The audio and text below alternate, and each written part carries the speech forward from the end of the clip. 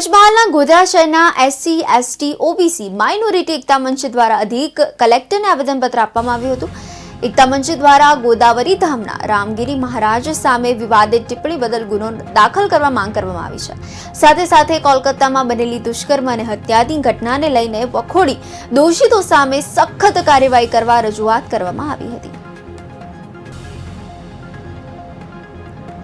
તાજેતરમાં મહારાષ્ટ્રમાં અહેમદનગર જિલ્લામાં રામગીરી મહારાજે જે મોહમ્મદ પૈગંબર સાહેબની વિરુદ્ધમાં જે સ્ટેટમેન્ટ આપ્યું છે અને એમના વિરુદ્ધમાં જે ટિપ્પણીઓ કરી છે, જે બીભત્સ ટિપ્પણીઓ છે અને જાહેરમાં કહી શકાય એવી ટિપ્પણીઓ નથી।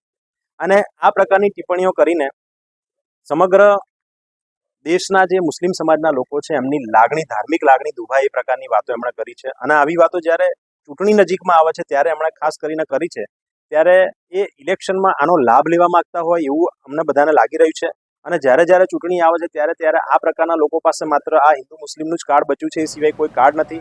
આટલા વર્ષની સત્તાઓ પછી પણ એમની પાસે વિકાસના કોઈ મુદ્દાઓ નથી કે એવા કોઈ મુદ્દા નથી કે જે મુદ્દાઓ